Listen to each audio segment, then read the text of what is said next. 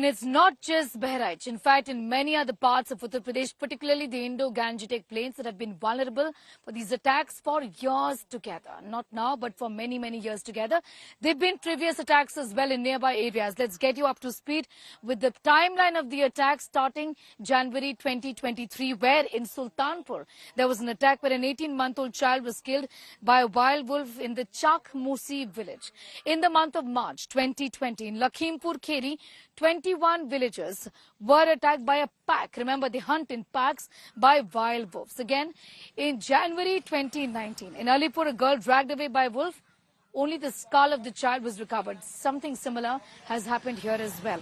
In the month of December 2018 in Sambhal, where a boy dragged away by a pack of wild wolves, again, only the body was recovered. So it's been a pattern here. But this time around, what's different is that for weeks together, there have been just so many attacks, and it's confined in Bahraich. And that really is the big concern. You know, I spoke earlier with the family members of a 2-year-old baby, 2-year-old Pratibha, who was killed by wolves. A body was found in the fields just like this, right? Like the one behind right me. The father and the mother talk about the fact that the baby was taken away right in front of them. They've got the compensation right now, but they're worried. They're worried because the wolf keeps coming back to them, coming back to the house, and the forest department has not done anything to protect them vis-a-vis setting up a cage, setting up a trap right there. That's their grievance. Listen in.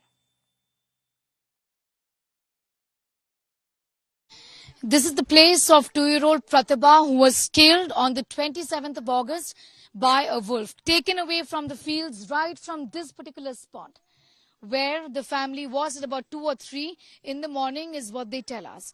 The wolf came exactly from this route where I am right now and dragged the child away. Just give you a sense of what the parents here are saying. These are the parents of Pratibha, the baby who was killed by the wolf. And just right here is what the parents are telling us. The wolf every single day, even after the attack, chooses this spot. This spot, takes this particular route is what they're telling us, and is seen here in the wee hours of the morning. Now, they have 2 children. One who's been killed by the wolf, and the second one they've sent away to their parents' house so that there is no second attack. The family members and the parents of the baby are distressed. ये बताइए राकेश जी, उस रात क्या हुआ? आपने कहा बच्चे को सवेरे ही उठा लिया था, बहुत ही सवेरे था, 2 या 3 बजे का समय था। जी, वही 3:10 का समय था। मेरी बेटी ने पानी मांगा तो इसने घर से लेके आया, वहाँ पे बैठाल दिया, फिर नल ढारने लगी, उतनी देर में दबोच के ले गया भेड़िया। फिर तुरंत हमको आवाज़ मिली, इसने चिल्लाई, मैं तुरंत दौड़ा तो ये इस जगह पे दिखी, हमको पानी में जाता हुआ दिखा। फिर मैं दौड़ा तुरंत, लेकिन वो खुद सीधे भगा।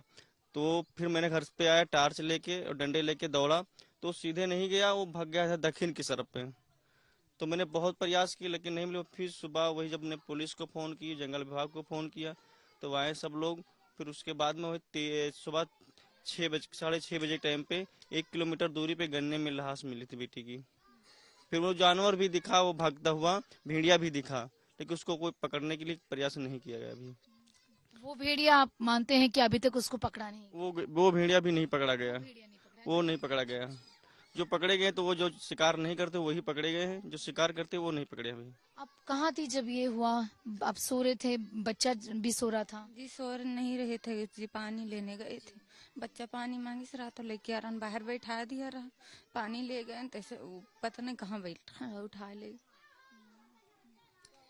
राकेश जी, आप मुझे ये भी बता रहे थे कि भेड़िया जो है वही भेड़िया यहाँ पर देखा जाता है? हाँ, वही भेड़िया आता है यहाँ पे, रोज का रोज आता है। तो आपने फॉरेस्ट ऑफिशियल्स को बोला नहीं कि भेड़िया यहाँ पर देखा जाता है? मैंने बहुत बार बोला है, मैंने पेपर पे लिख के भी उनको एप्लीकेशन भी दिया हूँ।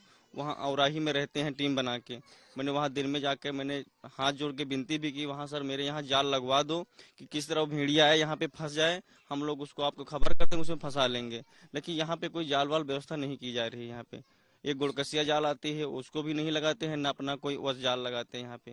आपका एक बेटा भी है कजरी, आपका एक बेटा भी है, कहाँ गया वो बेटा? वो ननिहाल नानी के यहाँ।